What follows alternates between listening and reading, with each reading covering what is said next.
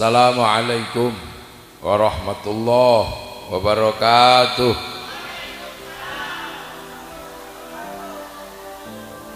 Bismillahirrahmanirrahim. Bismillah, alhamdulillah, wassalatu wassalamu ala rasulillah Sayyidina Muhammad ibn Abdillah wa ala alihi wa ashabihi wa azwajihi wa dhurriyyatihi wa ahli baitihi wa man tabi'ahum bi ihsan ila yaumil qiyamah.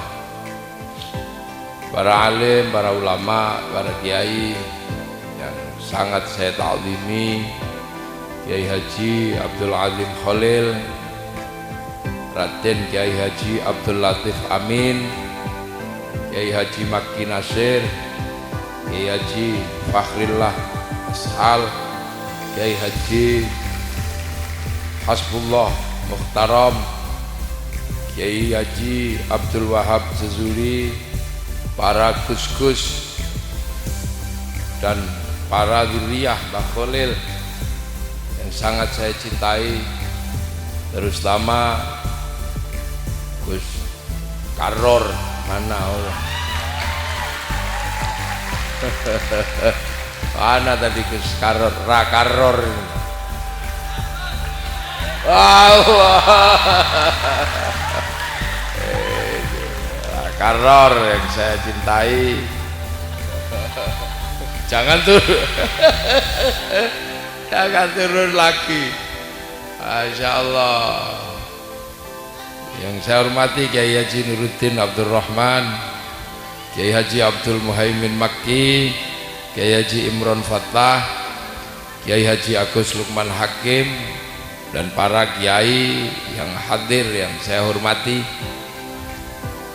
Ketua NU, jajaran Suriah, Tanfidiyah, seluruh Banom yang sangat saya hormati, terkhusus jamaah muslimat Nahdlatul Ulama dengan yang dipimpin Neng Mut yang sangat kita hormati, dengan mobilitas Neng Mut yang luar biasa. Alhamdulillah, perempuan-perempuan Nahdlatul Ulama hadir malam hari ini untuk menjadi bagian dari semangat Harlah Nahdlatul Ulama ke-97. Para hadirin wal hadirat yang berbahagia, Nahdlatul Ulama lahir adalah sangat tidak bisa dipisahkan dari Syekhona Khalil Al-Bangkalani. Jadi di Madura ini ada seorang ulama yang menginspirasi pendirian organisasi, pendirian jam'iyah yang hari ini menjadi jam'iyah kaum muslimin terbesar di dunia, yaitu Nahdlatul Ulama, sebuah barisan santri yang lahir tahun 1926 sebagai sebuah organisasi yang dipersiapkan untuk memegang kendali masa lalu dan mengambil masa depan yang lebih baik. Namanya Al-Muhafadzatu 'alal Qadimis Shalih wal Akhdhu bil Jadidil Aslah. Jadi jangan dikira NU itu barang baru.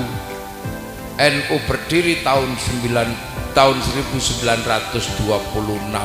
itu wadahnya, tapi isinya Nahdlatul Ulama sudah ada semenjak zaman Rasulullah Muhammad sallallahu alaihi wasallam. Sebab Nahdlatul Ulama adalah wadah ahli sunnah wal jamaah. Jadi Nahdlatul Ulama itu berdiri 26, tapi isinya adalah semenjak zaman Rasulullah. Jadi di Nahdlatul Ulama ini ada namanya ahli sunnah wal jamaah, ya. Makanya prinsip ahli sunnah wal jamaah adalah prinsip yang tidak bisa dilepaskan dari Nahdlatul Ulama. Artinya Nahdlatul Ulama adalah jalan keselamatan menuju kembali kepada Allah Subhanahu wa ta'ala. Jadi ikut Nahdlatul Ulama, insya Allah selamat sampai di akhirat. Itu Nahdlatul Ulama.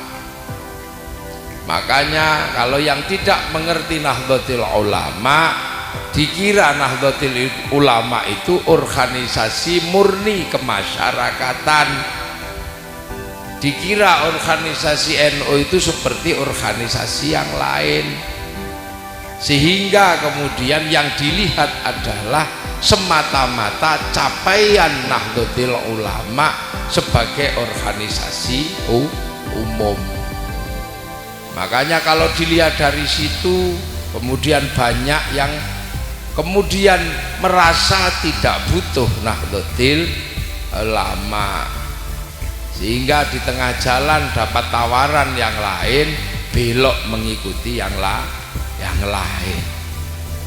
Hal ini tidak perlu khawatir, karena dulu ketika santri melakukan gerakan-gerakan besar, bahkan orang alim dari Belanda juga bingung dengan Nahdlatul Ulama, bingung dengan santri. Mereka hanya punya kesimpulan satu, bahwa di Indonesia itu ada satu komunitas muslim, ya, komunitas muslim yang disebut santri, di mana santri itu cirinya 3 kata Belanda. Apa cirinya? Sarungnya ngelinting, ya, sarungnya ngelinting, pecinya miring, tangannya gudiken. Itu dulu. Yang rawuh siapa? Oh, masya Allah. Monggo.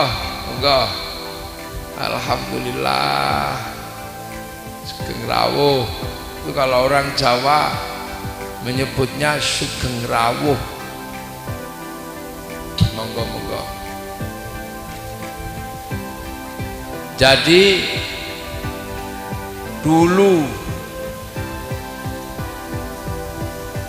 orang Belanda ketika menyebut santri itu cirinya 3, karena nggak ngerti santri itu apa. Pokoknya ada kaum muslim di Indonesia, di Hindia Belanda, kok pecinya miring, sarungnya ngelinting, ngepir gitu, terus tangannya gudiken, itu pasti santri. Dan santri ini adalah satu komunitas yang oleh Belanda sangat susah dikendalikan, karena tidak pernah mau berkompromi dengan Belanda, nggak pernah mau berkompromi dengan penjajah. Grimis, udah duduk aja nggak apa-apa. Barokahnya Syekhona Khalil, moga hujan reda. Al-Fatihah. Iyyaka na'budu wa iyyaka nasta'in, shiratal ladzina an'amta 'alaihim ghairil maghdubi 'alaihim waladdallin. Amin.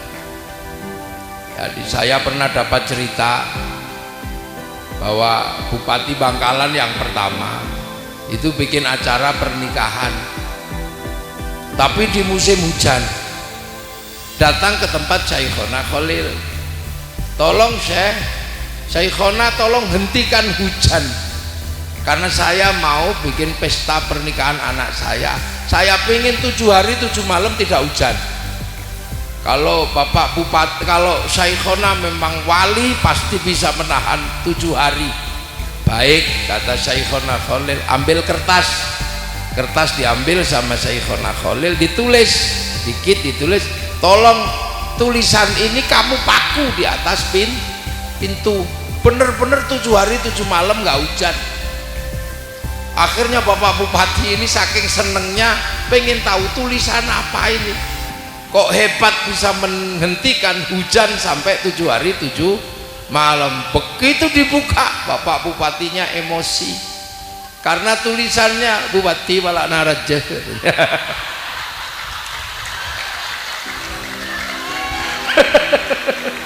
Lah ini demak ya. Lo itu makanya insya Allah ini gerimis saja itu ya hujan lah ya.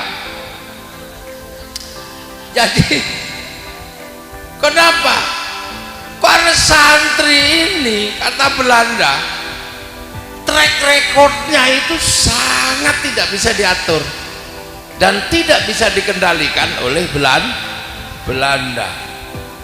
Diatur apa saja sampai akhirnya santri ini melakukan pemberontakan yang melibatkan dari seluruh Jawa, bahkan sebagian besar Sumatera sampai di Madura, dikenal dengan pemberontakan Diponegoro, perang Sabil. Akhirnya Belanda kalah kabut. 2 juta gulden habis. 200.000 tentara terbaik Belanda habis. Kenapa? Karena perang melawan Diponegoro. Santri Diponegoro adalah santri. Buktinya apa? Diponegoro punya tasbih yang sampai sekarang masih ada. Artinya Diponegoro bukan hanya seorang santri semata-mata, bahkan pengamal thariqah dalam kehidupannya sehari-hari. Akhirnya Belanda sudah deh, kalau kayak gini bangkrut kita. Santri ini nggak pernah bisa dikontrol. Akhirnya ada seorang politisi Belanda namanya Van de Venter mengusulkan kepada Ratu Wilhelmina di Belanda, diusulkan pada Ratu Wilhelmina, Tuan, kalau tanah Hindia Belanda ini terus dijajah dengan kekerasan, kita akan mengalami kebangkrutan. Kita akan mengalami kebangkrutan besar. Karena apa? Dipelopori oleh santri, kita tidak bisa lagi mengendalikan para pemberontak di Hindia Belanda. Terus apa usulnya? Bagaimana kalau dirubah dari penjajahan yang bersifat fisik ke perubahan yang bersifat pengetahuan? Artinya apa? Orang Hindia Belanda mesti dididik dengan sekolah cara-cara Belanda. Akhirnya Belanda mensetujui Ratu Wilhelmina bahwa anak-anak Hindia Belanda harus disekolahkan dengan standar ilmu Belanda. Nggak bisa dijajah secara fisik, bisa dijajah secara pengetahuan. Akhirnya Belanda mengizinkan anak-anak sekolah. Politik Belanda ini dikenal dengan nama politik etis. Dan politik etis inilah yang menyebabkan anak-anak Nusantara bisa sekolah. Tapi apa dinyana, apa disangka, santri tetap melakukan perlawanan dengan Belanda dengan satu semboyan yang sangat terkenal, man tasyabbaha biqaumin fahuwa minhum. Jadi sebelum yang lain-lain hari ini pakai semboyan itu, santri sudah lebih dulu bersemboyan man tasyabbaha biqaumin fahuwa minhum. Wah, akhirnya ternyata santri tidak mau sekolah di sekolahan Belanda. Kurikulum Belanda patah oleh santri. Bahkan akhirnya perlawanan itu menjadi sangat keras. Belanda pakai baju jas, santri pakai baju biasa. Belanda pakai celana, santri ngelawan pakai sarung. Belanda akhirnya bingung. Belanda pakai sepatu, santri pakai sendal. Belanda pakai sendal, santri pakai sendal dari kayu. Belanda ikut pakai sendal kayu, santri pakai sendal pentolnya satu. Ini perlawanan. Belanda marah. Akhirnya Belanda menarik pajak kepada pondok pesantren Tebu Ireng, diminta bayar pajak. Apa yang dilakukan Kiai Hasyim? Saya tidak mau ikut bayar pajak dengan uang gulden, karena uang gulden duitnya Belanda. Kalau mau ambil pajak dari sapi, ambil di belakang. Kalau mau ambil pajak dari padi, ambil di belakang, karena padi dan sapi bukan bagian dari mantasabbaha biqaumin fahuwa minhum, tapi uang gulden adalah bagian dari mantasabbaha biqaumin fahuwa minhum. Jadi konsisten orang itu kalau ngelawan.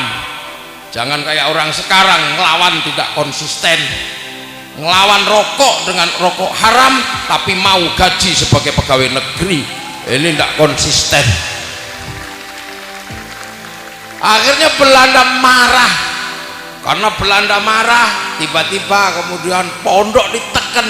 Akhirnya besoknya Belanda minta maaf pada pondok pesantren Tebu Ireng karena pabrik gula cukir cerobongnya meluntir jadi angka 8. Bengkok ini itu ditekuk oleh saudaranya punya Nafiqah namanya Mbah Rosyidi dan Mbah Kiai Basyaruddin. Makamnya yang Mbah Rosyidi di pojokan makam Tebu Ireng, yang Mbah Basyaruddin makamnya ada di Sewulan Ponorogo. Akhirnya santri semakin tidak bisa dikontrol, dididik dengan cara Belanda, nggak mau. Akhirnya santri dikejar-kejar dari pusat-pusat kota, maka santri berlari ke desa-desa, berlari ke gunung-gunung.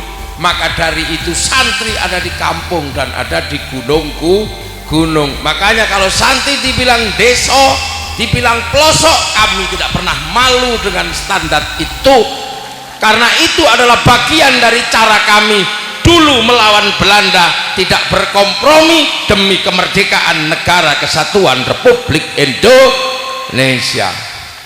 Nggak bisa diatur. Kenapa? Santri kalau sudah urusan ini kok nggak bisa diatur? Karena santri ditinggali warisan. Warisan apa? Ada warisan. Mbah Hasyim pun diwarisi oleh Mbah Khalil. Warisan Mbah Khalil tongkat sama tasbih. Semua ulama punya warisan, karena al ulama warasatul ambiya. Nah, ulama-ulama ini diwarisi dua.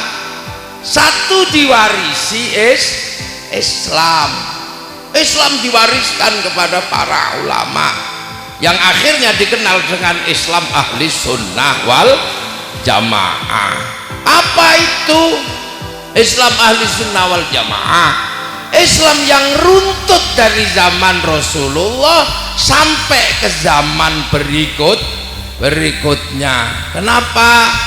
Karena Rasulullah mewariskan Islam kepada orang-orang yang ada di zaman Rasulullah. Siapa orang yang di zaman Rasulullah? Ya orang Mekah, yang namanya Abu Bakar, yang namanya Umar, Utsman, Ali, Tolhah. Ini sahabat Rasulullah. Karena sama-sama orang Mekah, tetangga Rasulullah, hidup bersama-sama. Belum ada sahabat orang Madura, belum ada. Maka belum ada sahabat kok namanya Joni, belum ada. Sana. Nah, Rasulullah meninggal, warisan Rasulullah diberikan sahabat. Ada orang pengen belajar ke Rasulullah, nggak ketemu Rasulullah, ketemu sahabat. Orang ini disebut tabi'in atau pengikut. Nah, setelah itu ada lagi yang pengen belajar ke Rasulullah, nggak ketemu Rasul, nggak ketemu sahabat, ketemunya tabi'in. Orang ini disebut tabi'in. Terus orang lagi pengen belajar, nggak ketemu Rasul, nggak ketemu sahabat, nggak ketemu tabi'in, ketemunya tabi'ut tabi'in. Orang ini disebut tabi'ut tabi'in. Sampai akhirnya terus sampai akhirnya orang-orang di Bangkalan, orang-orang di Nusantara mendapatkan warisan apa yang dari Rasulullah melalui Syekhona Khalil. Lah kalau Syekhona Khalil ini pengikutnya namanya santri yang dalam bahasa ittiba sudah ittiba puluhan kali, tabi'ut sampai panjang. Inilah yang namanya ahli sunnah wal jamaah. Makanya Nahdlatul Ulama Syekhona Khalil mempelajarkan kita semua agar tidak melupakan ahli sunnah wal jamaah, di mana terisi orang-orang yang menjadi mata rantai kita sampai ke Rasulullah. Makanya kita diajarkan untuk selalu memelihara ajaran para pendahulu. Ajaran Rasulullah dipelihara, yang diajarkan sahabat ya kita pelihara, yang diajarkan tabi'in kita pelihara. Makanya kalau mau cari sejarah besar ahli sunnah wal jamaah, carilah di dalam Nahdlatul Ulama, masih lengkap. Contoh, tak kasih contoh. Jadi Islam itu setelah keluar dari Makkah ke Madinah. Dari Madinah kemana? Ke Basrah. Di Basrah ketemu seorang raja hebat namanya Rustum. Orang Indonesia nyebutnya Rustam. Yang masuk ke sana Sayyidina Ali bin Abi Thalib. Raja Rustum tertarik, akhirnya ngambil menantu Sayyidina Husain. Lahir Sayyid Ali Zainal Abidin. Tapi di tengah situasi Sayyidina Husain menjadi penerus perjuangan Rasulullah, terjadi konflik dengan kelompok lain di luar Sayyidina Husain. Hasilnya apa? Sayyidina Husain terbunuh di bulan Asyura tanggal 10.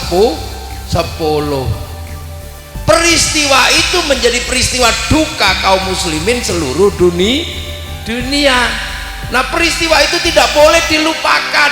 Makanya penerus para ulama ini masih memelihara bulan Asyura. Oleh orang di Indonesia, oleh santri disebut bulan Surah atau Suro, karena orang sini kalau kepanjangan ambil ekornya saja. Muhammad kepanjangan Mat, Zainal Abidin Bidin, Zainul Rohim Rohim. Apalagi kalau di Madura banyak nama-nama pendek. Rakaror itu panjang tapi karor gitu. Ada karar, ada kar. Jadi Madura itu bedanya apa kalau karor sama karar? Ada di Madura. Ada. Jadi nama-nama jadi pendek-pendek di belakang. Jadi pendek gitu. Nah, di sini Asyura peristiwa itu masih ada bulan Suro atau Surah. Makanya santri kadang di bulan itu tidak menikahkan anak karena itu bulan duka. Sebagian besar bikin bubur merah putih, sebagian besar santunan anak yatim. Itu masih ada di kalangan santri. Karena apa? Agar tidak lupa. Makanya ketika Raden Rohmat masuk ke Surabaya bulan Surah ini penuh bahaya, maka kotanya dikasih nama Surabaya, disimbolkan dengan ikan suro dan boyo. Loh, ada. Lah termasuk Raja Rustum masuk Islam, sebelumnya menyembah api apinya adalah bangunan tinggi untuk menaruh api, namanya manaro. Begitu masuk Islam apinya dibuang, manaronya taruh di depan masjid. Akhirnya masjid Persia punya manaro. Semua dunia Islam lihat manaro kok bagus, maka berlomba-lomba bangun manaro. Sampai Madura namanya menara.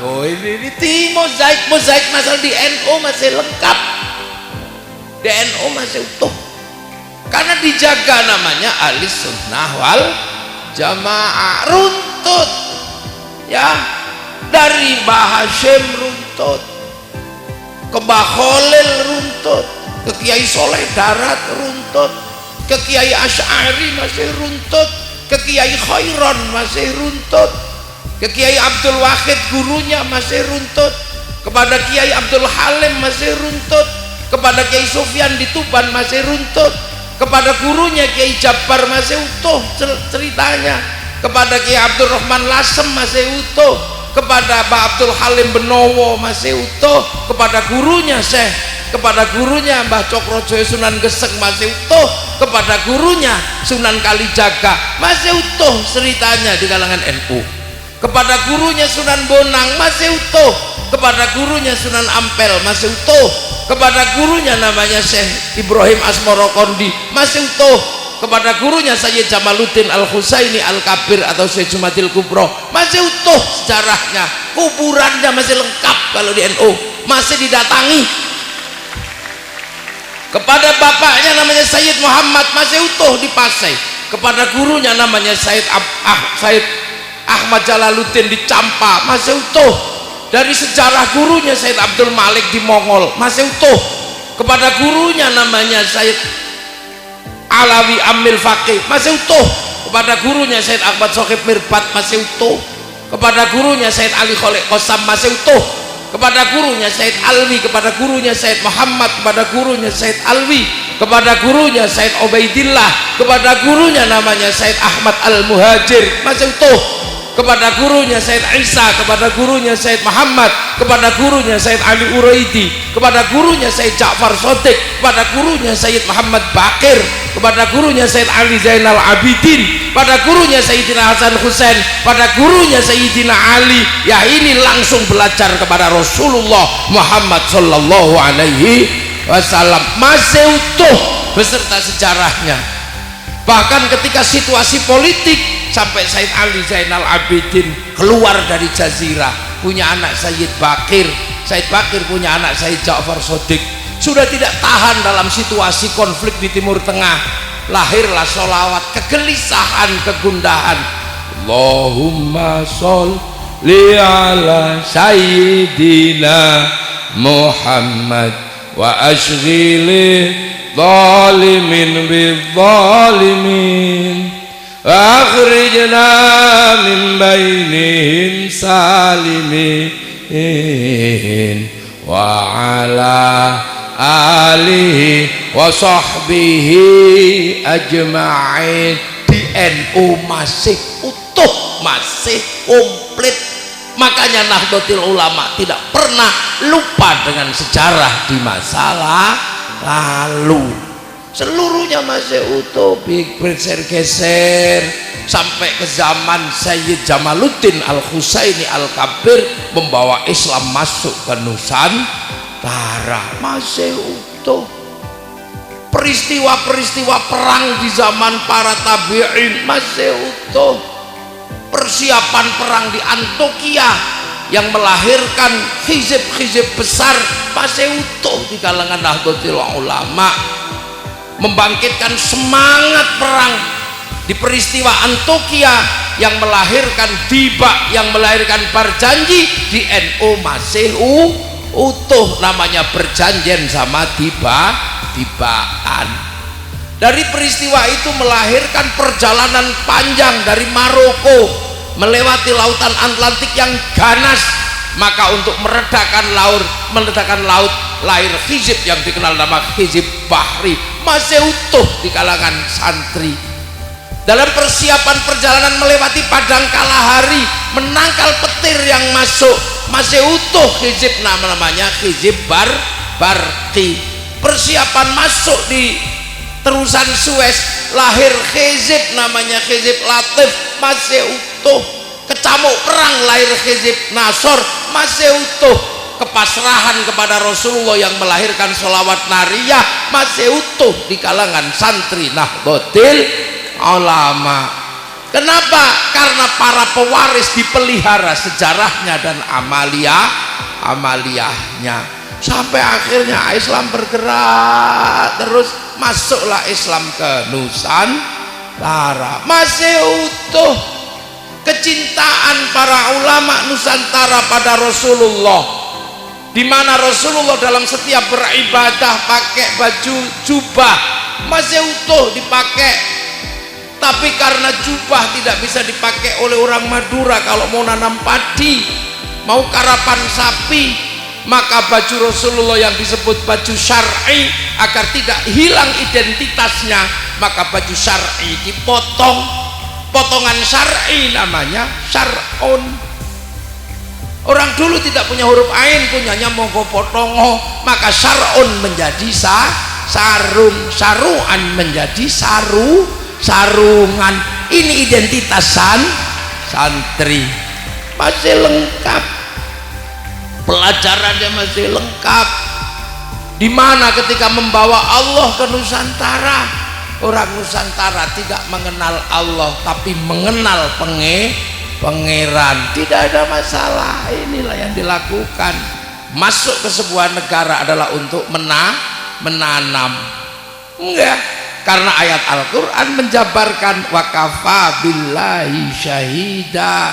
Ini zaman Rasulullah sendirian, Muhammadur Rasulullah walladzina ma'ahu, menjelaskan era para sahabat. Asyidda'u alal kufar rohama'u bainahum. Ini adalah eranya sahabat, asyidda'u alal kufar, saling mengasihi, eranya khulafaur rasyidin. Tarohum ruka'an sujadan yabtaghuna fadlan minallah wa ridwanan simahum fi wujuhi min atharis sujud. Eranya ulama tasawuf, eranya ulama fikih. Setelah itu adalah era menanam di tempat yang jauh. Mathaluhum fit Taurat wa mathaluhum fil Injil kazar'in. Di dalam Taurat dan di dalam Injil, Islam digambarkan seperti tanaman. Akhraja syat'ahu fa'azarahu fastaghlada fastawa ala suqih yu'jibu zurra al-yaghidhu bihimul kufar. Maka eranya nanam pakai apa? Pakai benih. Lah benihnya dari mana? Dari Rasulullah Muhammad sallallahu alaihi wasallam. Benih ditanam pakai cara sini, Allah ditanam dengan cara sini pakai pangeran. Tilmidun muridun, tanam cara sini pakai santri. Syaikhun ustadzun, pakai kiai. Makanya kiai bukan bahasa Arab. Makanya kalau kiai ngumpul gak bisa dijamakkan menjadi kuyaha, gak bisa. itu syat namanya loh. Gitu. Nah itu akhirnya kemudian orang tidak sadar, oh ini cara nanam. Mulai sholat dengan sembahyang, terus diajarkan pelan-pelan santri dengan sembahyang. Makanya kadang kalau orang tidak paham proses islamisasi di Nusantara, orang itu juga bingung cara nanam. Nah sekarang banyak yang bingung cara nanam. Islam di Nusantara mau ditanam dengan cara di luar Nusantara, akhirnya malah ribut. Itu cara nanam, tapi santri tetap konsisten menanam dengan cara itu. Wali nanam beda-beda bahasanya. Makanya kadang kalau tidak mengerti emosi.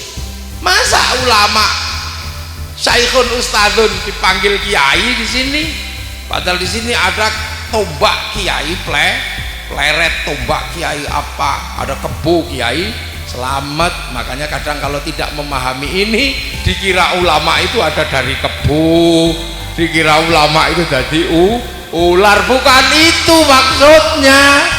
Ulama itu yang disebut Kiai Haji. Nah ini kadang ya enggak apa-apa, biar agak rame dikit. Kadang kita ini butuh keramaian dikit, enggak apa-apa. Ya isharlah ini aja. Lo nggak paham, lo kadang di sini orang bisa emosi kalau nggak ngerti orang Indonesia. Masa klub ini di Indonesia disebut aqua, ini aqua, kalau beli aqua keluarnya klub di sini. Iya. Hondamu apa? Mio. Ini orang marah di sini. Honda kok Mio? Mio itu Yamaha. Indomie disebut Sarimi. Seluruh pembalot disebut softtek. Seluruh pompa air disebut Sanyo. Kalau nggak ngerti cara berpikirnya orang Nusantara, emosi. Lihat, masa ada Pepsodent disebut odol? Itu cara orang Indonesia.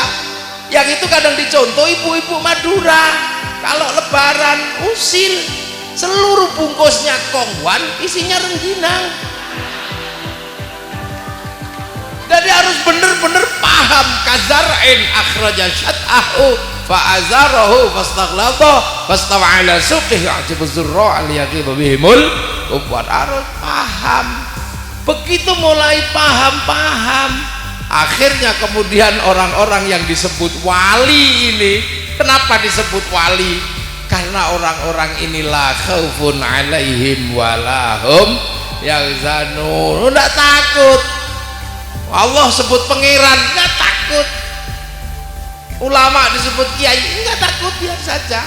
Jadi enggak perlu ditunjukkan ini enggak mau pala wali. Nah kenapa? Karena sebelum Islam datang, yang memegang kendali agama para Brahmana itu enggak takut apa-apa. Karena Brahmana tidak ngurus dunia, itu kasta tertinggi dalam agama Hindu. Brahmana. Di bawah Brahmana ada kesatria, para raja tidak boleh ngomong agama. Di bawahnya ada Wesya, pegawai negeri, nggak boleh ngomong agama.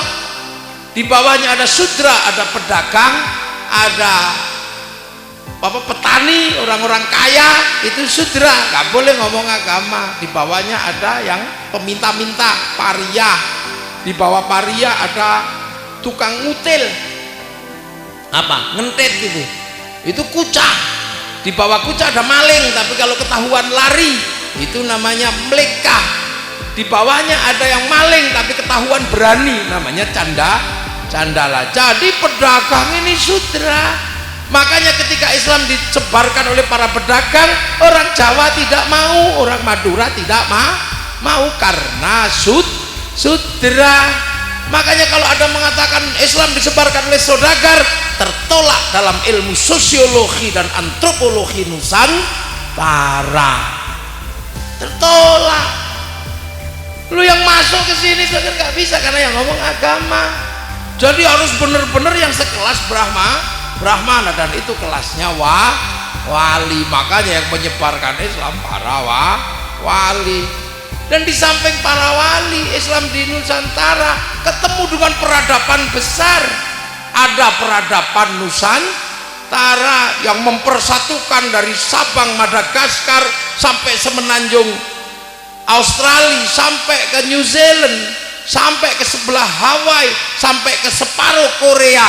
Itu dipersatukan waktu itu oleh sebuah kekuatan besar, namanya kekuatan Singasari dan Majapahit. Dan yang harus kita ketahui, konseptor pemersatu Nusantara pertama kali adalah orang Madura, namanya Arya Wiraraja. Maka sampean juga bertanggung jawab kepada Nusantara. Jangan memulai perpecahan Nusantara dari Madura, karena Madura adalah yang punya konsep pertama kali tentang Nusantara, Arya Wiraraja. Sebelum itu menjadi Majapahit, datang para ulama. Majapahit sudah bangsa besar, bukan bangsa kecil. Kenapa? Karena bangsa yang memiliki segalanya adalah bangsa yang ada di Nusantara. Dari dulu bangsa ini memiliki segalanya. Makanya dari dulu bangsa ini bukan bangsa kecil, Jadi Islam datang ke sini bukan ketemu dengan orang barbar, bukan ketemu dengan orang yang tidak berperadaban, tapi Islam ke Nusantara ketemu dengan peradaban tinggi, sebuah kerajaan besar namanya Majapahit, punya kitab tata negara yang sekelas dunia namanya Negara Kertagama karya Empu Prapanca, punya kitab hubungan sosial kelas internasional namanya Suta Soma, yang di situ sudah mengenal berbeda-beda tetapi tetap satu jua. Maknanya apa? Sudah memahami ya ayuhan nas inna khalaqnakum min dzakari wa untha wa ja'alnakum syu'uban wa qabaila lita'arafu. Sudah mengerti orang sini, sudah nggak ribut, antar agama sudah rukun, antar kekuasaan sudah rukun. Kenapa antar agama rukun? Karena perang agama terbesar pertama kali ada di Nusantara tahun 820, Hindu Buddha. Hindu diwakili wangsa Hindu diwakili oleh wangsa Sanjaya, Buddha diwakili wangsa Shailendra. Raja Hindu namanya Panukuh sampai takut jadi raja. Raja Shailendra namanya Garung semakin keras kepada Hindu. Akhirnya apa? Terjadi perang.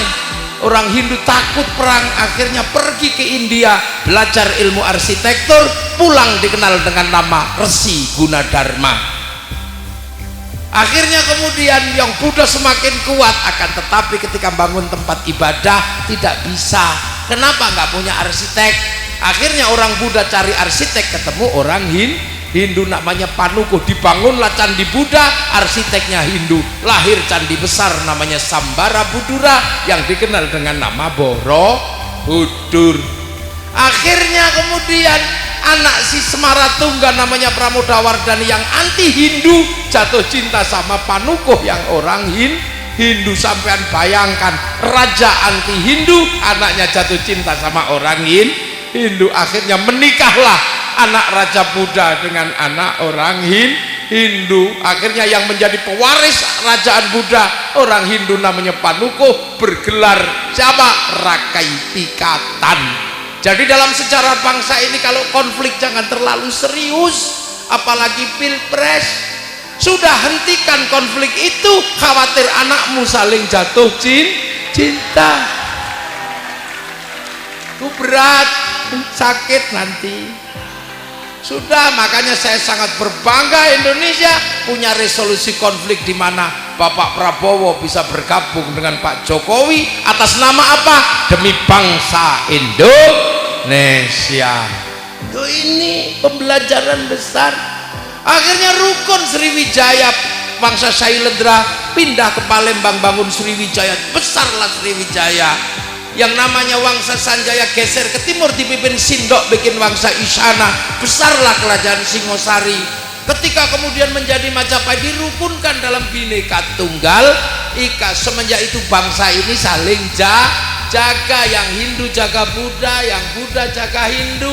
Ini artinya apa? Pemaknaan lakum dinukum waliyadin. Jadi ketika Islam datang dengan lakum dinukum waliyadin, di sini sudah punya prinsip saling menjaga antar agama, tidak tercampur dalam peribadatan tapi saling jaga. Makanya dalam situasi yang ruwet kalau ada banser jaga gereja, jangan kamu maki, karena itu adalah warisan asli bangsa Indonesia.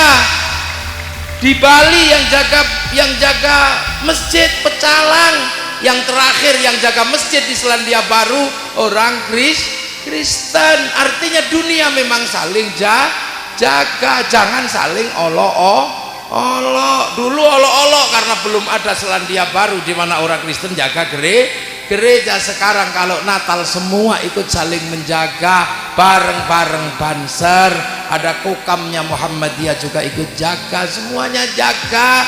Di Jakarta semuanya saling jaga. Lo ini lo bangsa Indonesia, sudah rukun, peradabannya besar. Bangsa ini dari dulu sampai sekarang besar. Makanya apa? Rapat terakhir di Jerman mengatakan 2040 dunia akan mengalami krisis yang melebihi dari krisis corona. Apa itu? satu krisis pangan, yang kedua krisis air, yang ketiga krisis energi. Dan keputusannya yang sangat membahagiakan, kalau krisis pangan, krisis air, dan krisis energi terjadi, satu-satunya bangsa yang selamat tidak kena krisis itu bangsa Indonesia. Jadi kita ini tunggu aja, hati-hati. Makanya kalau dipecah belah jangan, karena 20 tahun lagi seluruh dunia akan datang ke sini cari air, akan datang ke sini cari makanan, akan datang ke sini cari energi. Sekarang semuanya sudah datang ke sini belajar kerukunan cara Islam ala Nahdlatul Ulama. Ini sudah terjadi sekarang. Makanya dulu yang disebut gudiken, disebut kedonya mereng, sarungnya ngeledeng. Ini mampu sekarang menjadi tulang punggung Islam dunia, ahli sunnah wal jamaah. Maka kita ini paling berbahagia jadi orang NU. Dan itu warisan siapa? Warisan Syekhona Khalil Bangkalan, nenek moyang kita semua. Kalau kau yang memulai, jangan sampai kau yang mengakhiri. Tugasmu berat mengemban misi Nahdlatul Ulama, gak main-main. Ayo, ini yang depan-depan ini, ayo, berat tuan. Makanya sekarang sudah mulai banyak yang jealous. Kenapa harus NU? Kenapa bukan kita? Itu ya udah. Ini bang waktunya NU. Udah iseng bikin koin miliaran. Coba kalau NU itu tiba-tiba iseng gitu nanti. Seluruh warga NU sekarang sudah separuh warga Indonesia adalah Nahdlatul Ulama. Penelitian terbaru sudah mencapai lebih dari 100 juta. Saya punya gambaran, saya punya bayangan. Kita akan mulai nanti dari Bangkalan. Kalau bisa kita kumpul bersama-sama bikin gagasan. Seluruh warga NU nabung 1 juta selama 5 tahun. Berat tidak? 1 juta selama 5 tahun berarti 1 bulan 1 bulan ya 200.000. Berat enggak? Ya enggak. 1 tahun 200.000. 1 tahun 200.000. Maka 1 hari 500 rupiah. Dalam waktu 5 tahun kalau gerakan itu terjadi, Nahdlatul Ulama dalam 5 tahun akan punya uang 100 triliun. Kalau itu terjadi dalam waktu 10 tahun 200 triliun. Apalagi kalau kemudian dalam waktu 1 tahun ada yang sampai 5 juta, dalam waktu 1 tahun bisa 500 triliun. Dan itu jadi dana abadi umat. NU akan menanggung negara, NU akan menanggung finance dunia. Kita doakan semoga itu berhasil. Al-Fatihah.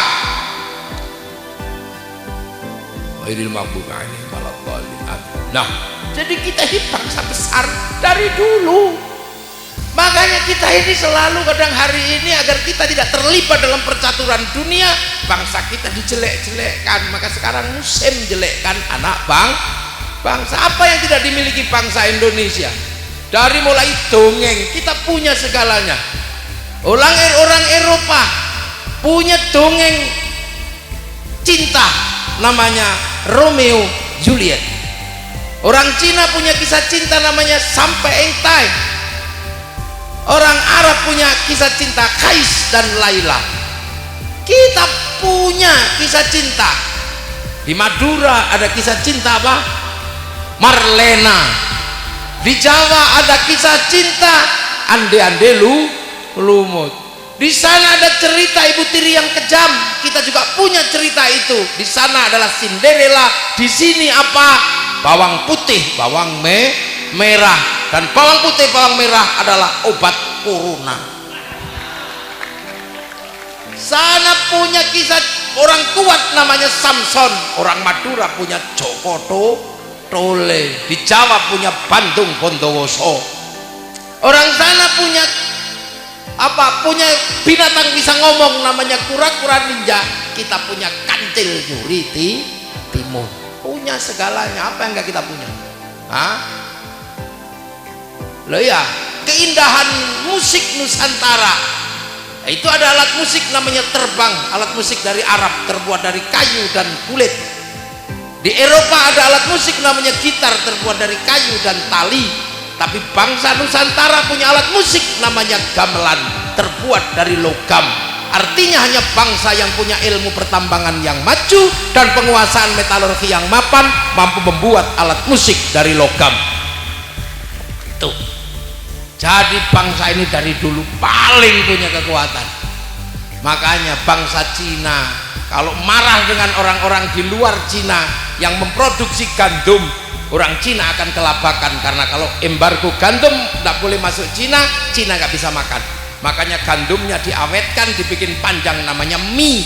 Cara makannya pakai sumpit, pakai mangkok biar awet. Kalau menggunakan cara makan orang Madura dicamuk, cepet habis. Bisa. Orang Amerika nggak bisa ngimpor gandum, nggak bisa ngimpor bawang bombay, dia nggak bisa merasakan nikmatnya masakan.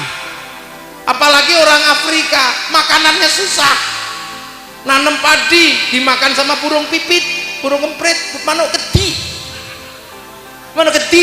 ya, orang Madura bilangnya manuk kedi, dimakan itu habis karena jutaan masihan. Makanya diimpor oleh orang Madura, dijual 10 juta satu ekor, namanya black strut. Udah ngerti black strut itu kedi Afrika. Nanam jagung habis dimakan sama burung petet, karena petet Afrika gedenya segede mentok, namanya makhau. Nanam pisang habis dimakan monyet, karena monyet Afrika gedenya satu gede sapi, namanya gorila. Begitu makan pisang gitu satu tandan habis, tinggal kocoknya itu. Nanam ubi habis dimakan celeng, makan babi. Akhirnya orang Afrika daripada makanannya dihabis dimakan binatang, binatangnya dikejar dimakan. Tapi orang Nusantara makanannya semua ada. Cari makan apa? Ada padi, ada jagung, ada talas, ada ubi, macam apalagi makanannya orang Madura. Makanya nggak ada habisnya makanan di Indonesia. Sampai hantu terbanyak hantu Indonesia. Lah orang Inggris taunya cuman Casper, orang Amerika Dracula, orang Cina vampir, orang Indonesia tinggal ngitung mulai dari genderuwo, wewe gombel, jerangkong, ayo kolor hijau, mak lampir, gerandong. Dan inilah cikal bakal yang kita miliki untuk dipersiapkan menjadi bangsa terbesar masa depan. Makanya yang rukun, karena kita adalah puluhan bangsa yang bersepakat menjadi satu negara. Siapa konseptor yang membuat orang Arab satu bangsa pecah jadi puluhan negara, orang Eropa satu bangsa pecah jadi puluhan negara? Tapi kenapa kita puluhan bangsa mampu bersatu dalam satu negara kesatuan Republik Indonesia? Siapa yang menjadi tukang untuk nukangi Nusantara? Tiada lain dan tiada bukan adalah para wali. Karena wali melihat ada kekuasaan besar di Nusantara, tapi tidak bisa bersatu karena yang satu raja dan yang satu hamba, yang satu bindere, yang satu kabule. Begitu ya? Loh bener dipikir aku nggak bisa bahasa Madura, oke? Tahu saya dulu pernah diajari saya bahasa Madura, tapi yang jelek-jelek. Yang bagus kadang nggak dikasih. Dulu dikasih ada buri gitu, ada itu. Saya punya teman dari putranya kiai di Gulu-Gulu, diajari. Jadi kalau kamu punya teman bilangin, katanya orang saya nggak ngerti buri nabe enjelan ker teyeng karden asese tol bentol.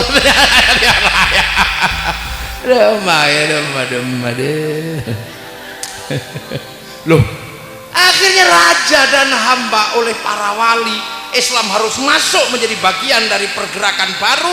Maka dimunculkanlah pola hidup yang merukunkan antara raja dan hamba pola kehidupan baru namanya musyarakah, hidup bersama antara raja dan hamba. Musyarakah itulah yang akhirnya sekarang menjadi konsep hidup keseharian kita, namanya masyarakat. Itu bahasa Arab dan para wali yang bikin. Musyarakah atau masyarakat tidak akan pernah terjadi hubungan yang baik kalau raja mutlak kekuasaannya, hamba tidak punya hak apa-apa. Maka kemudian raja dan hamba dimunculkan kehidupan baru sesuai dengan petunjuk Rasulullah Muhammad sallallahu alaihi wasallam. Apa? Kullukum ra'in wa kullukum mas'ulun an ra'iyati. Maka kemudian raja dan hamba dilebur sesuai dengan konsep Rasulullah, namanya ra'iyah, yang akhirnya diserap ke bahasa Indonesia menjadi bahasa rakyat. Satu-satunya kaum muslimin dunia yang sanggup mengambil kalimat ra'iyah untuk menyebut warga bangsanya hanya ulama Indonesia. Ra'iyah kalau ketemu bicarakan nasibmu. Konsep itu ada di dalam Al-Quran, wasyawirhum fil amri. Maka ra'iyah kumpul membicarakan nasibnya pakai bahasa wasyawirhum, dikenal dengan bahasa musyawarah. Kalau musyawarah harus bertoleransi, tenggang rasa, jangan menang-menangan sendiri. Tafassahu fil majalis fafsahu yafsakhillah. Maka tempat bermusyawarah dikenal dengan nama majelis bahasa Al-Quran. Akhirnya konsep ini dibawa oleh para wali, diajarkan oleh murid-murid para wali. Yang bergerak ke barat ada namanya Sunan Gunung Jati yang merupakan kakek buyutnya Syekhona Khalil Bangkalan. Yang bergerak ke timur adanya Datuk Ribandang ke kawasan Bawah Karaeng, menyebarkan Islam di Sulawesi, membangun sistem ra'iyah, sistem musyarakah, sistem musyawarah. Itu muridnya Sunan Ampel. Yang bergerak ke Kalimantan namanya Hatib Dahyan, membangun sistem ra'iyah, sistem musyarakah di Kalimantan Selatan. Yang bergerak ke Sumatera namanya Aryo Abdillah atau yang dikenal dengan nama Raden Husain, bergerak ke sana membangun sebuah kawasan ra'iyah musyarakah. Akhirnya murid para wali inilah yang mempersatukan puluhan bangsa dan puluhan suku. Karena yang mempersatukan adalah para wali, maka teritorinya disebut wilayah. Karena al-wali meninggalkan kawasan namanya wilayah, dan wilayah itulah yang akhirnya dipersatukan dan disebut, dikasih nama wilayah negara kesatuan Republik Indonesia. Makanya para ulama sebagai penerus para wali tidak pernah melupakan dua tinggalan para wali. Yang satu tinggalan Islam dijaga sampai mati, tinggali wilayah NKRI harga mati. Inilah makanya kalau sudah terkait wilayah, santri nggak pernah tinggal diam, nggak pernah mundur. Dijajah Belanda, wilayah dipertahankan. Bahkan perbedaan ini para wali yang ditinggalkan para wali oleh para ulama dipersatukan pakai Pancasila. Makanya ketika Belanda datang lagi mau menjajah Nusantara setelah merdeka, yang pertama kali mengeluarkan semboyan Iskariman au Mujaidan adalah para santri muridnya Syekhona Khalil namanya Kiai Hasyim Asy'ari, bikin seruan resolusi jihad tanggal 22 Oktober mempertahankan wilayah. Akhirnya dengan resolusi jihad 22 Oktober lahirlah peristiwa besar meledak 10 November. Tanpa 22 Oktober mustahil terjadi 10 November. Maka 10 November diyakini oleh sejarawan dan diberikan kepada pahlawan. Tanggal 22 Oktober diberikan kepada santri, dikenal dengan nama Hari Santri. Nggak ada yang bisa membantah. Inilah kontribusi ketika santri menjaga negara kesatuan Republik Indonesia. Dan hari ini, sampai hari ini jangan tanya kalau urusan NKRI, santri pasti paling depan berbicara negara kesatuan Republik Indonesia. Dan sampai hari ini negara kita mencatat yang belum pernah berkhianat pada bangsa ini adalah Nahdlatul Ulama. Ini fakta sejarah. Kenapa? Yaitu Nahdlatul ulama yang secara amaliyah diniyah kita tetap mewarisi apa yang diberikan kepada kita lewat jalur para ulama dari para wali kita yakini. Makanya sejarah para wali kita jaga, makamnya kita tengok. Akhirnya saya dalam setiap tahun pasti datang ke Bangkalan ziarah ke makam Syekhona Khalil. Semenjak dulu waktu masih jelek, belum bagus begitu. Saya ini jelek-jelek dulu, sarkop, sarjana ahli kuburan. Masalah ke Astatengki, ya Astatengki ada ya. Ya udah, kalau bahasanya kan begitu, kalau bahasa Jawanya Astatinggi, Astatengki. Demang ya. Makanya orang Madura gak bisa bilang Jawa. Pernah satu ketika orang Madura kelahi dengan orang Surabaya. Orang Surabayanya kalah, akhirnya dicegat di jembatan itu. Kamu orang mana? Jawa Madura. Madura Pak, terpilih. Madura Jawa. Jawa Pak, lolos. Akhirnya orang Maduranya mikir, kalau aku bilang Madura nanti ditempeling, aku harus bilang Jawa. Kamu Madura Jawa? Jawa. Ini ditempeling juga.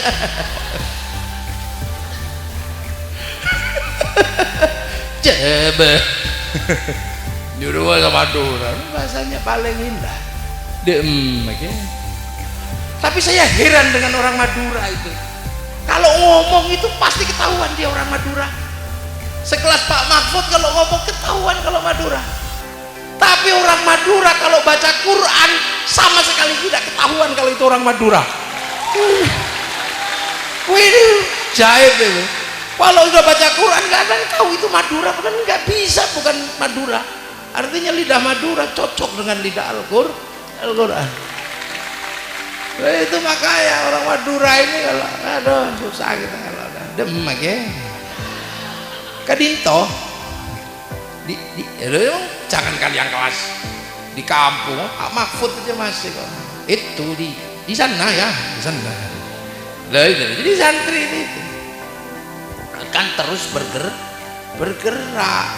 Makanya santri tidak akan pernah lupa NKRI ini juga mesti dipertahankan, Islam juga harus dipertahankan. Dan untuk menjaga NKRI, santri punya cara yang luar biasa membangun sistem keagamaan yang sinergi dengan pembangunan bangsa dengan satu semboyan besar, wa'tasimu bihablillahi jami'an wa la tafarraqu. Makanya setiap hablillah menjadi sarana para santri agar orang tidak tercerai-berai. Contoh ini sholawatan ya. Sholawatan itu perintah tidak? Ya perintah, ya ayyuhalladzina amanu shollu alaihi wa sallimu taslima. Karena sholawat itu perintah, maka di tangan para ulama sholawat menjadi alat pemersatu. Sholawat nariyah mengumpulkan ibu-ibu satu kecamatan, mengumpulkan ibu-ibu satu kabupaten. Sholawatan berjanjian tibaan simtud duror mempersatukan anak-anak muda di lapangan-lapangan Madura. Yang bisa sholawatan baca sholawat, yang nggak bisa bawa bendera ya. Itu di tangan para ulama semua jadi alat pemersatu. Doa perintah tidak? Doa adalah perintah, ud'uni astajib lakum. Di tangan para ulama doa menjadi alat pemersatu, karena ulama kalau berdoa pasti bareng istighosyah bareng, zikir bersama, zikir akbar bareng, bacain zikir tahlilan bareng. Loh, itu ulama sampai doa bareng-bareng, yang kiainya satu berdoa, yang lain amin. Kalau kecapean amin. Itu di tangan para ulama. Makan perintah tidak? Kulu washrabu, makanlah dan minumlah, itu perintah. Di tangan para ulama makan menjadi alat pemersatu. Tumpengnya satu, ayamnya tidak dipotong-potong, jadi bareng-bareng. Nanti kalau tamunya lebih tetap kebagian, kalau tamunya kurang bagiannya banyak. Tapi kalau sudah dipisah-pisah, kalau tamunya banyak kelebihan, kalau tamunya kurang kebanyakan. Ini cara ulama. Kuburan untuk didatangi perintah tidak? Perintah. Fazuruha, Rasulullah merintah. Maka di tangan para ulama kuburan menjadi alat pemersatu. Datang ke kuburan-kuburan bersama sama, akhirnya ziarah pun menjadi bagian dari persatuan. Lihat di makam Syekhona Khalil, kita bisa lihat persatuannya. Ada satu rombongan datang, la ilaha illallah, la ilaha illallah. Ini belum rampung, rombongan satunya datang, ila hadratin nabiyil mustafa Muhammadin sallallahu alaihi wasallam, Fatihah. Ini belum selesai, rombongan satunya datang, astagfirullah. Ini belum selesai, rombongan satunya datang dengan bahasa yang berbeda, bahasa Madura. Balik Madura. Yang satu rombongan datang nggak pakai ngomong, bawa megapun, rombongan dari Sumeneb, ditunggu di bis. Rukun gak, jangan begitu, enggak. Makanya di tangan para ulama makbaroh menjadi alat pemersatu, makan jadi alat pemersatu.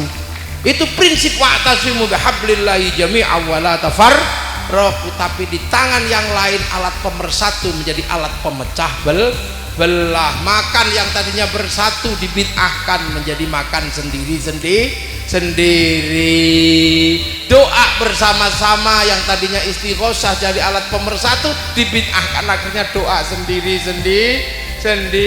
Akhirnya tidak ada alasan untuk bersatu, maka kemudian bangsa diambang perpecahan. Tapi di tangan santri bangsa akan tetap bersatu, negara akan kuat. Kenapa? Kuburan ditengoki, akhirnya orang Jawa cinta sama Madura karena ada makamnya Syekhona Khalil, akan cinta pada Sumeneb karena ada makam Setengki. Orang Madura menjadi cinta sama Surabaya karena ada makam Sunan Ampel. Orang Bangkalan akan cinta sama Demak karena ada makam Sunan Kalijaga. Bahkan cinta dengan Cirebon karena ada makam Sunan Gunung Jati.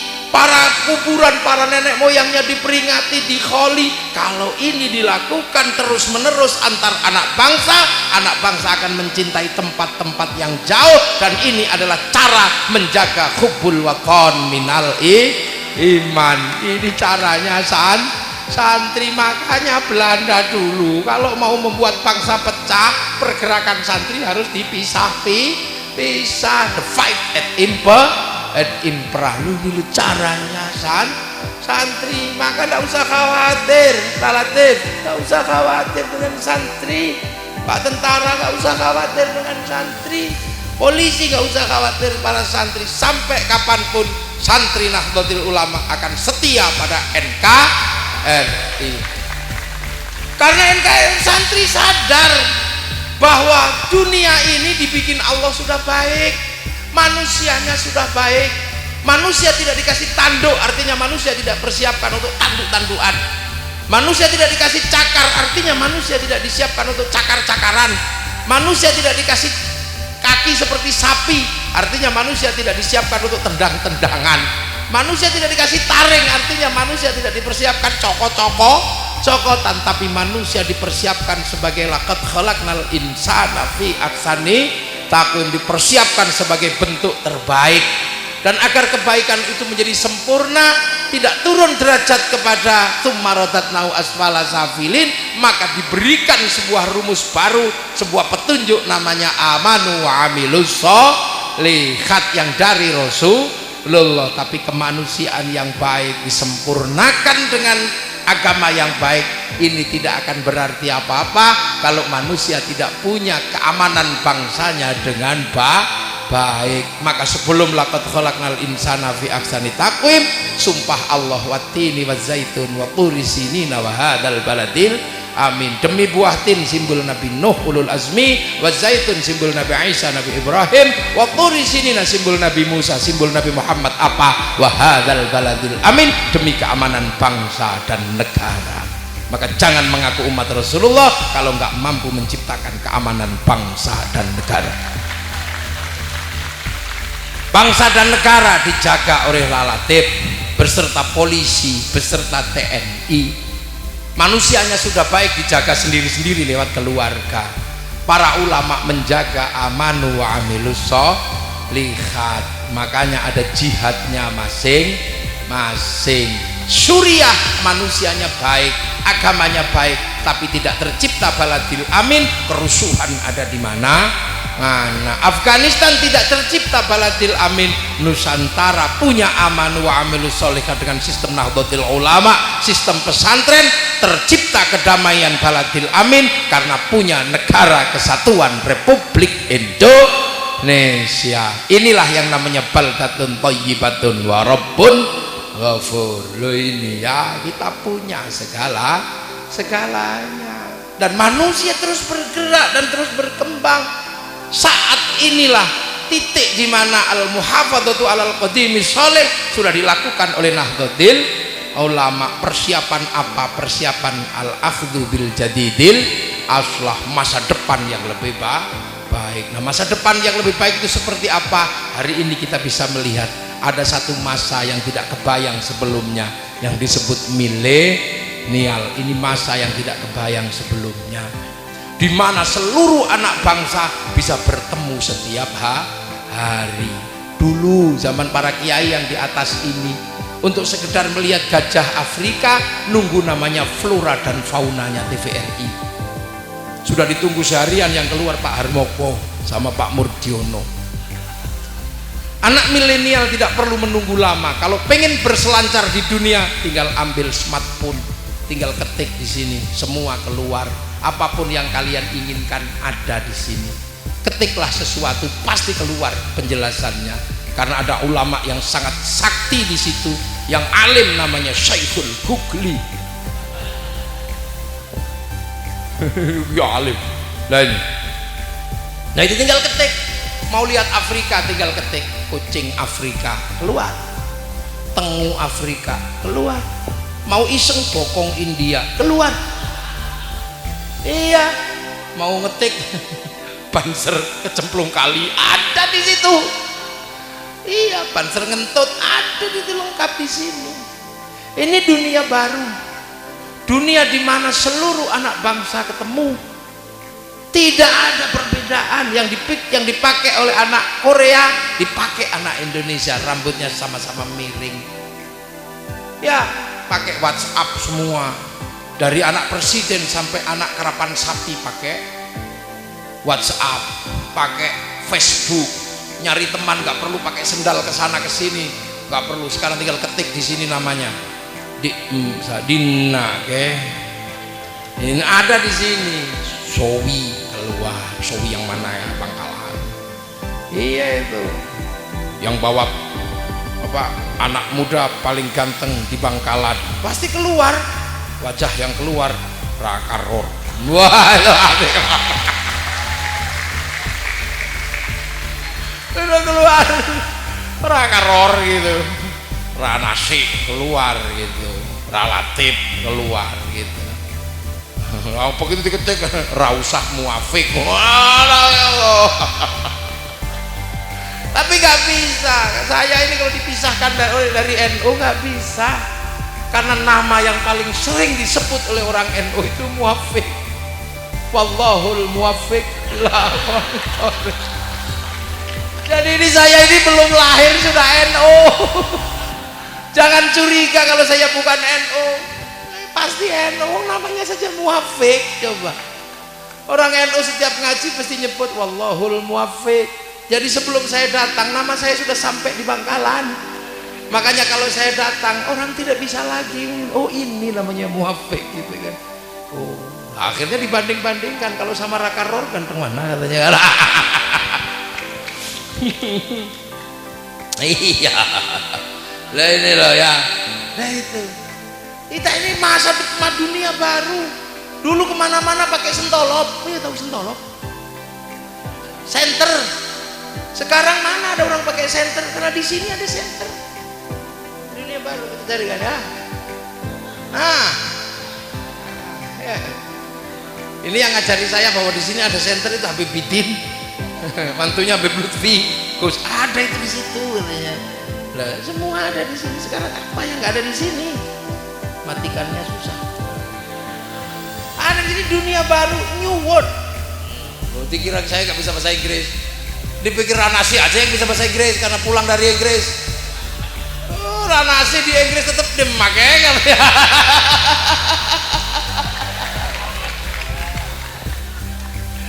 Ini toh.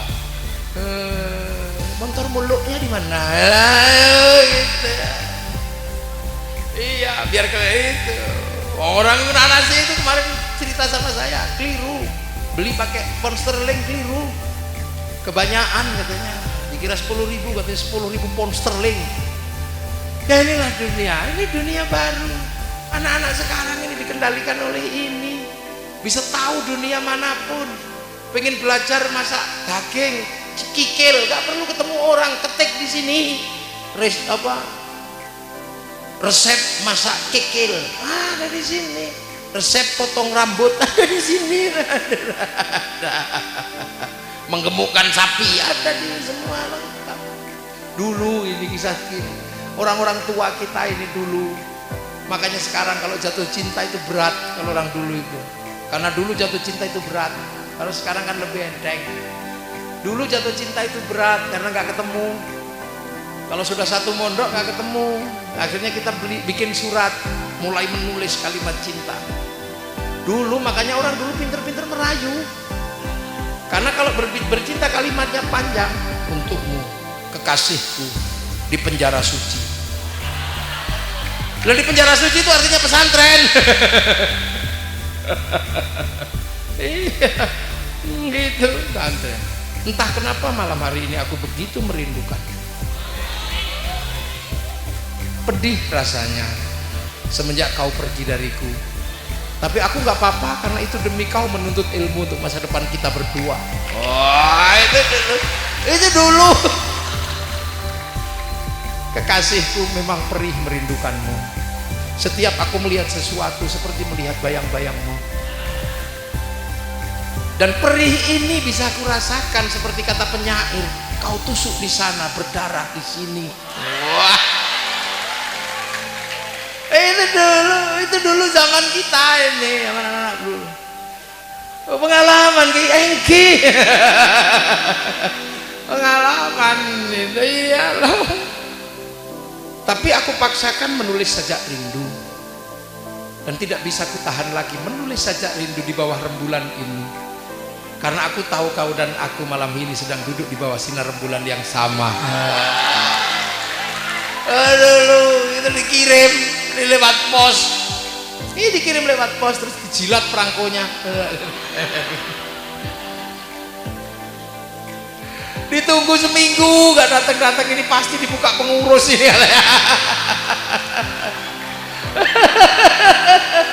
Nah, sekarang anak-anak muda zaman ini nggak perlu susah-susah, sampai punya dunia baru. Kalau rindu video call, WhatsApp, foto, terus dikirim, kalimatnya juga nggak panjang, cukup mah.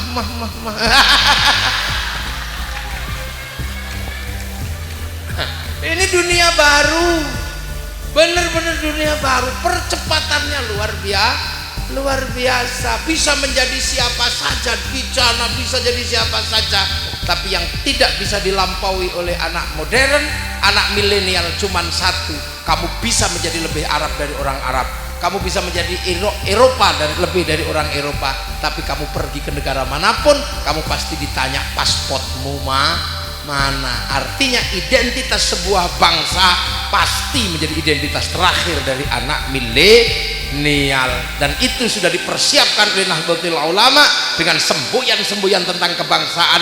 NKRI harga mati, hubbul waton minal iman, yalal waton sudah dipersiapkan oleh Nahdlatul Ulama. Maka yang lain masih berbicara khilafiyah, yang lain masih berbicara ini dan itu, masih berbicara riba, tapi NU sudah mulai berbicara kebangsaan, hubbul waton minal iman. Artinya Nahdlatul Ulama sudah 100 tahun lebih maju daripada yang lain. Loh, jangan dikira kalau kemudian hubbul waton ini tidak persiapkan jangka panjang. Saat anak-anak bangsa lain datang ke sini cari makanan, saat anak-anak bangsa lain cari energi, saat anak-anak bangsa lain cari air, kita sudah punya proteksi cinta tanah air. Maka begitu cintanya sama tanah air sampai ada fitnah-fitnah. Wah, itu ketua Banser kalau mati pasti pakai salam Pancasila, tidak ditanya marobuka tapi kamu pakai salam apa. Itu udah fitnah-fitnah itu sudah mulai keluar untuk orang NU. Tapi nggak apa-apa. Kenapa? Sebelum Nahdlatul Ulama lahir, Mbah Khalil Bangkalan mendapatkan isyarah yang luar biasa yang akhirnya membuat beliau mengirimkan tongkat sama tasbihnya kepada Kiai Hasyim Asy'ari, karena Kiai Hasyim Asy'ari menunggu petunjuk dari Mbah Khalil, dan petunjuk Mbah Khalil sederhana, dapat isyarah yuriduna ayyudfi'u nurallahu bi afwahihim wa ya'ballah illa ayyutimma nurahu walau karihal kafirun. Akan ada masanya orang-orang memadamkan cahayanya Allah, tapi dibiarkan sama Allah, karena Allah akan menyempurnakan cahayanya. Dan Nahdlatul Ulama diletakkan pada apa? Kepada Allah akan menyempurnakan cahayanya. Maka NU semakin diolok-olok semakin melampaui yang olok. Solawatan semakin diolok-olok semakin rame. Kuburan diolok-olok semakin rame. Apa yang dilakukan NU? Semakin rame. Banser diolok-olok semakin menunjukkan kekuatannya. Seluruh itulah caranya. NU itu semakin diolok-olok semakin kuat, semakin ditahan, semakin tidak bisa dibendung. Itu Nahdlatul Ulama. Makanya sekarang nyuntuh semua NU semua pada waktunya. Dulu Ila Ruhi nggak mau, sekarang mau. Semoga arwahnya mau, semoga arwahnya kepada arwah, tapi biar nggak ke kiri nggak ke kanan, mengheningkan cipta mulai. Ya dulu nggak mau nasi tumpeng, sekarang mau pakai nasi tapi masih nasi kotak. Dulu nggak mau ingkung ayam, sekarang pakai suwiri, mau pakai sayap. Dulu nggak mau suwo, sekarang mau pakai ruqyah, sama aja. Dulu Sayyidina nggak mau, sekarang mau pakai baginda. Dulu nggak mau alat musik, sekarang pakai mulut dum. Makanya kita jangan terkecoh kalau ada yang mengatakan mari kembali kepada Quran dan Sunnah diarahkan ke NU, kita jawab, kenapa harus aku yang kembali? Kamulah yang harus kembali karena kamu pernah pergi. Aku belum pernah kemana-mana, aku masih seperti yang dulu. Gitu makanya tidak usah takut jadi warga tunggu saja. Yang sekarang gayanya kayak miring-miring dari NU, nanti balik lagi, udah jangan khawatir. Ini Nahdlatul Ulama gitu loh. Jadi ini kenapa kok begitu kuat? Ya karena kita disadarkan betul bahwa kita ini hidup di zamannya para ulama.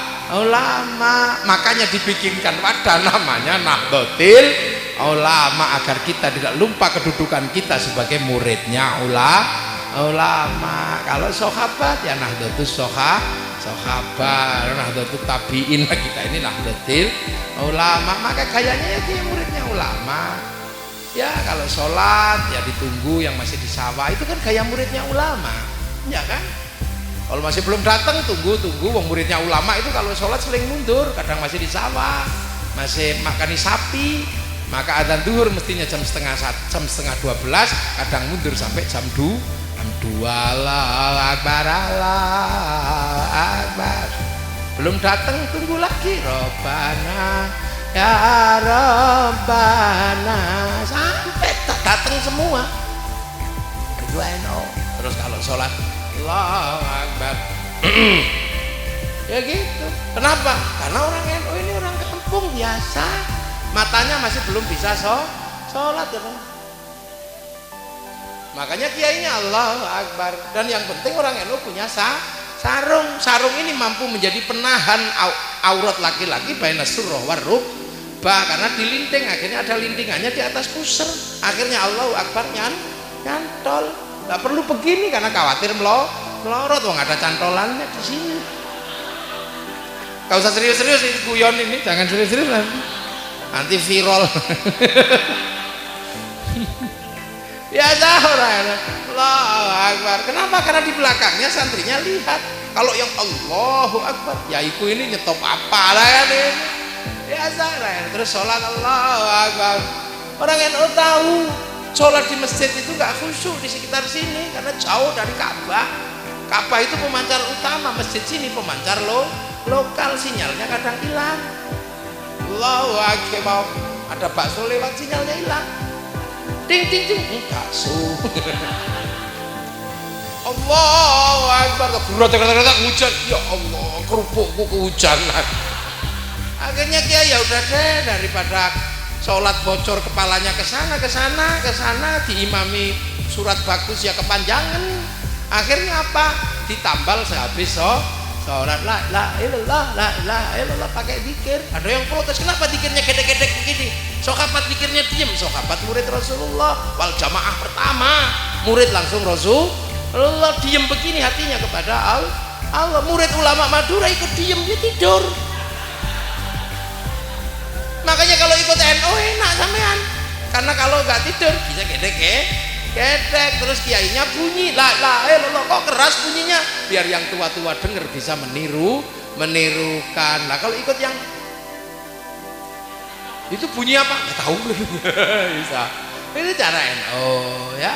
Puasa ya biasa caranya santri.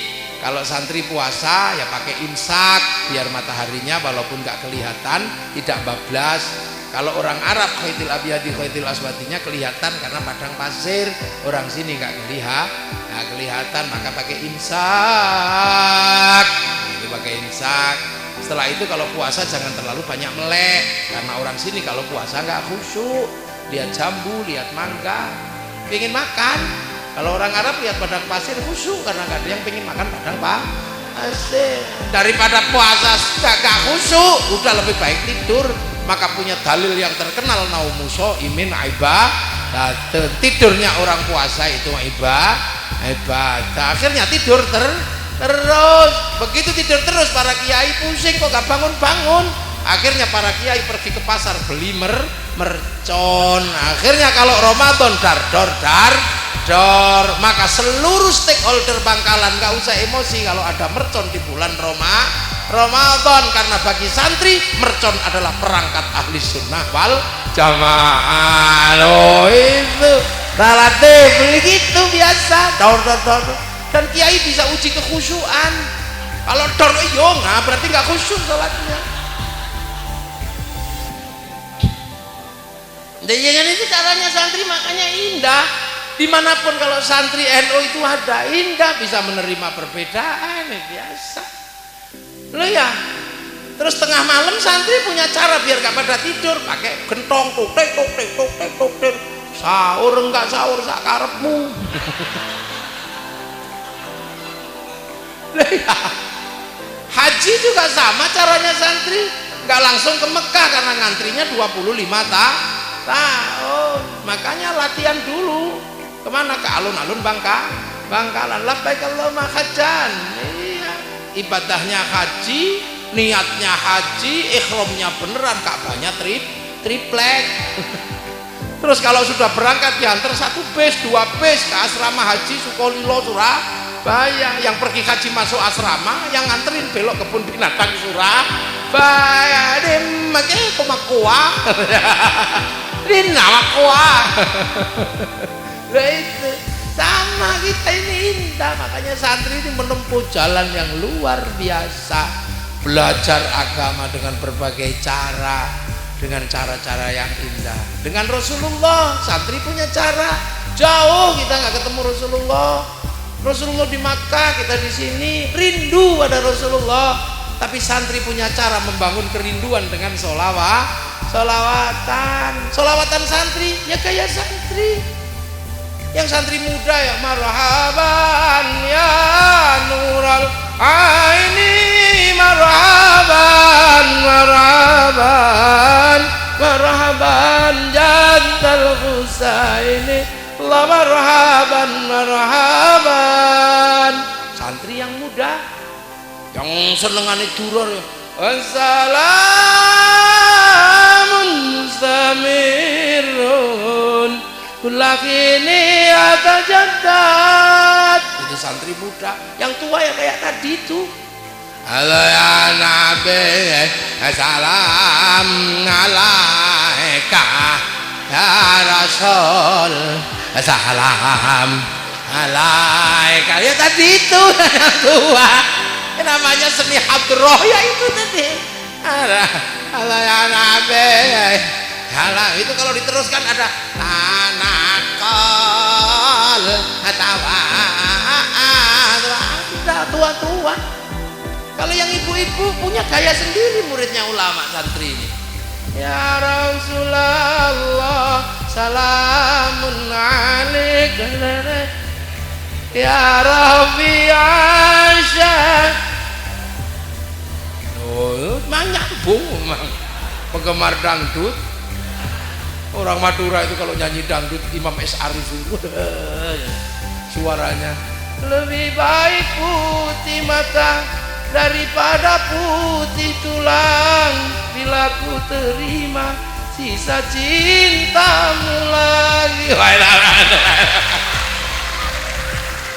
Orang Madura itu suaranya tadi saya datang disambut, saya nggak nyangka ya Ranasi itu suaranya bagus ternyata. Aduh, mana tadi? Ini Ranasi bagus suaranya. Saya yang jelek sendiri tadi disambut pakai gambus. Oh, orang Madura. Makanya yang suka dangdut ya dangdutan. Orang saya punya temen di Jakarta dulu orang Madura. Tak ajak ke Monas, tak ajak kemana, dia masih protes. Apa yang dia cari? Kalau rumahnya Rhoma Irama di mana? Yang lain nggak penting, yang penting Rhoma Irama. Kan gitu. Makanya sholawatnya santri ini macam-macam. Yang orang Jawa gaya Jawa, ya Nabi salam alaika, ya Rasul salam salam, anglia numpak peraula, ya yang gaya Jawa. Yang hobi India ya Indianan, ya Rasulullah salamun alaik ya Rafi Aisyah. Nyambung juga ternyata. Afata ya jiratal iya wailal jud tumhi humat aduh tumhi hulu India itu. Iya santri Sunda ya kayak Sunda, ya Rasulullah salam salamun alaik eslilin mah kece Sunda. Yang orang Kalimantan Banjarnya ya Rasulullah salamun alaikum alaik ya Rabbi asyani wa daraji fatayajib ratalalamin ya uhailal ju diwal karami kota baru gunungnya bamega. Itu santri indah. Makanya akhirnya lahirlah mahabbah kepada Rasulullah dengan cara santri, dan cinta kepada Rasul nggak bisa dibendung. Setiap dengar sholawat kumpul semua, datanglah para habaib sholawatan ya Hanana itu lah. Yang nggak paham ya bawa bendera naik, kadang bendera slengnya naik, bendera Iwan Fals ya naik lah ini. Makanya kadang nggak paham. Bagi yang tidak melahirkan mahabbah apa? Karena tidak diajarin cinta dengan gaya santri. Protes apa sholawatan nggak pakai joget-joget segala. Bagi santri nggak ada masalah, santri sholawatan joget, wong seneng kok. Seneng ya joget gini, wong pacar jauh seneng aja yes. Apa kalimatnya berlebihan? Ada atas Samsun anta badrun, cinta dari dulu berlebihan. Dek, wajahmu seperti purnama biasa. Kalimat cinta dari dulu berlebihan. Ingin ku mati bila tak ingat dosa, ingin rasanya aku pulang ke rahim ibu. Masa kepalamu segitu gede kembali ke rahim ibu? Ini kalimat cinta. Ya Rabbi bil Mustafa dibilang musyrik. Oh ya Rabbi bil Mustafa itu kalimat cinta.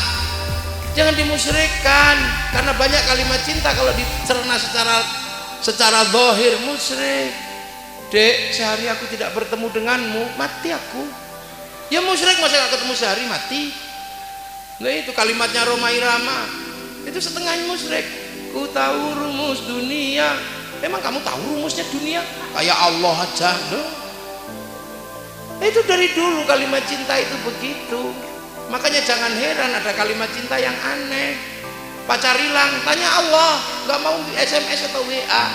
Pacar hilang langsung tanya Allah.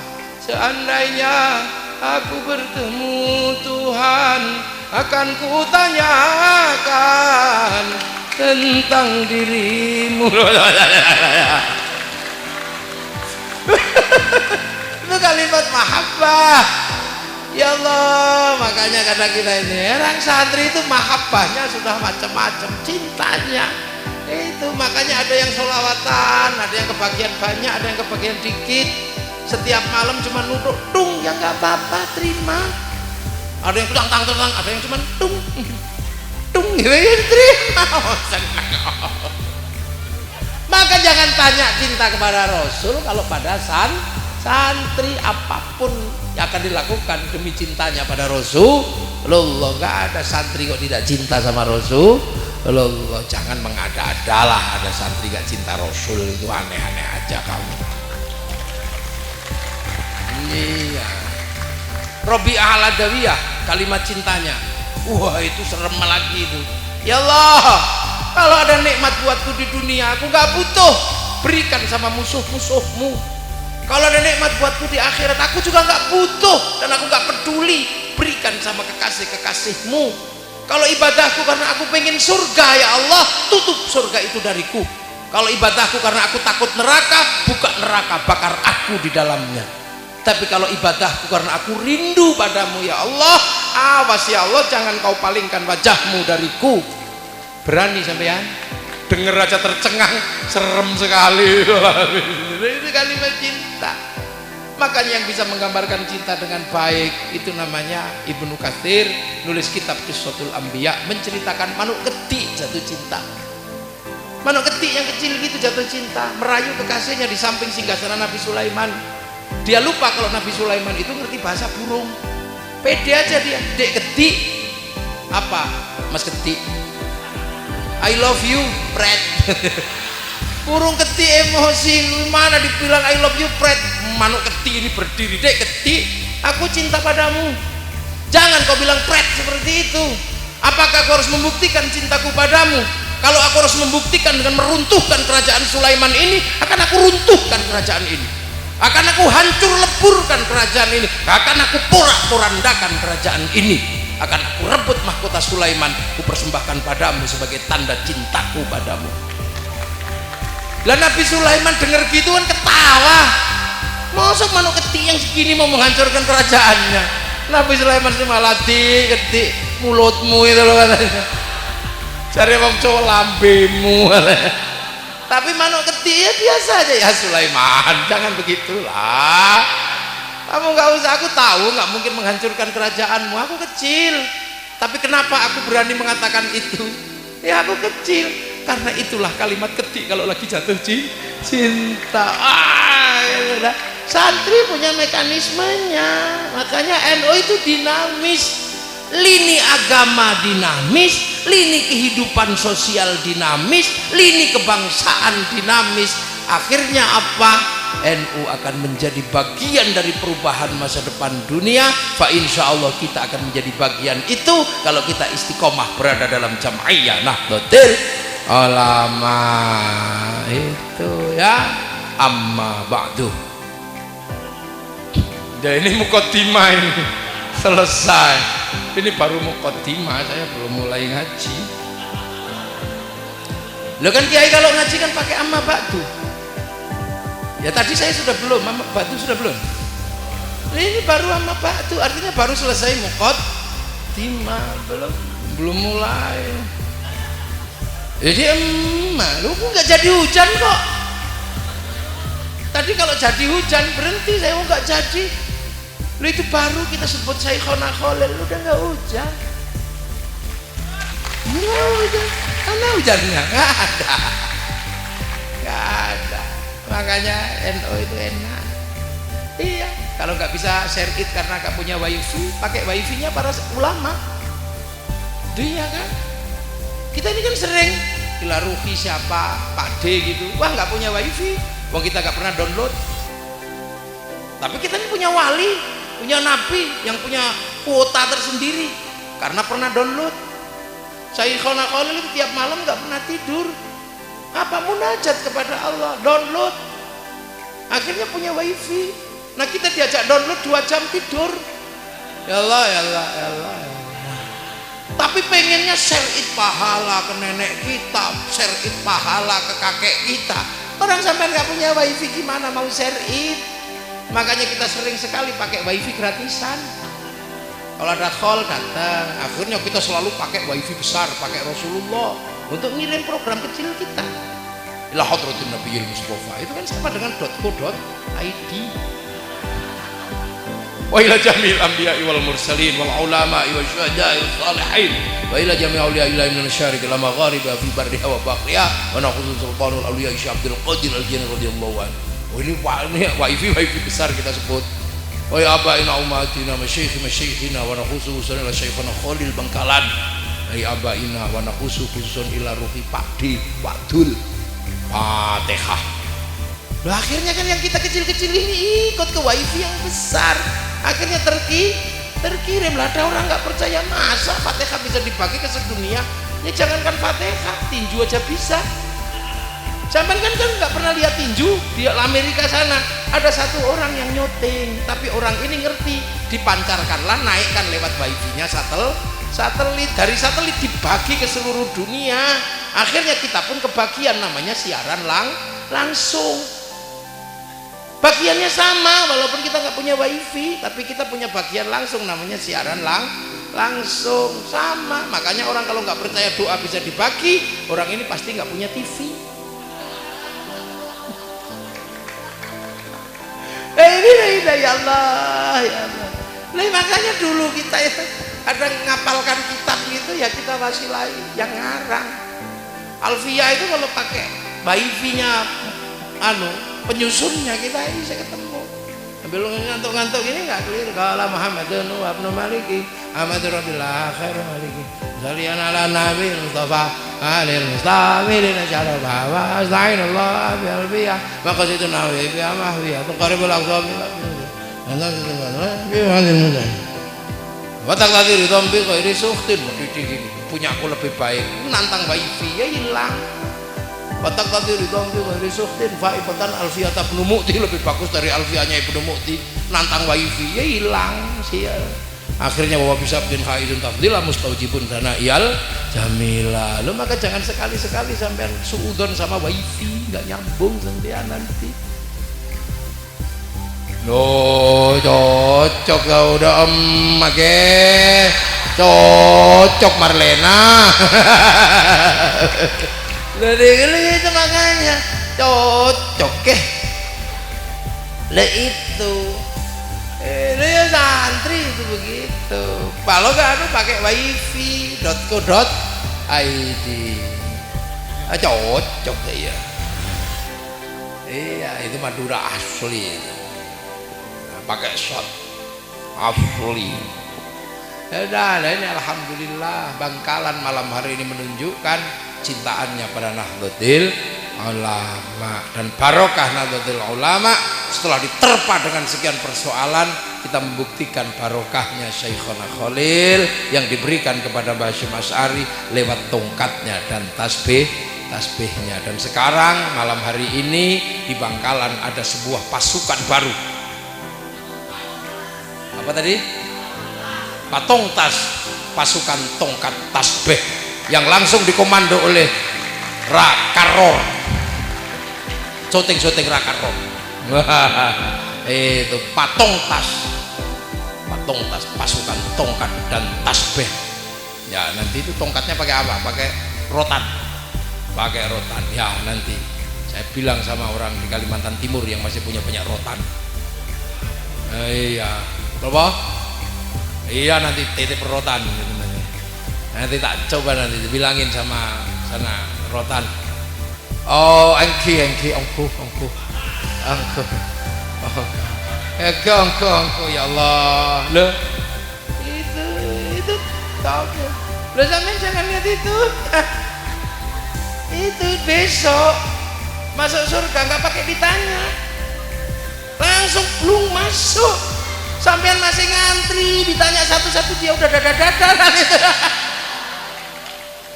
Nah itu makanya dulu banyak sekali putra-putra kiai yang jazab itu jadi idola para santri, pengen memberikan sesuatu, pengen apa, karena apa, kalau dia tidak ditanya sampean diajak, nanti ini dulu yang memperhatikan saya, ya Allah tolong ajak saya loh, ore bagus.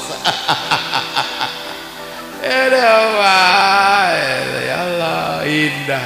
Lah ini NO lengkap pokoknya. Oh cari apa aja Anda.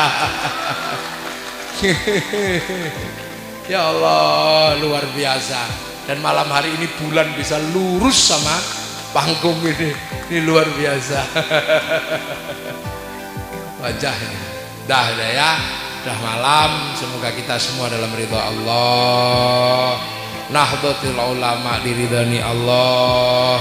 Kita besok dapat syafaat Rasulullah Muhammad sallallahu alaihi wasallam. Al-Fatihah.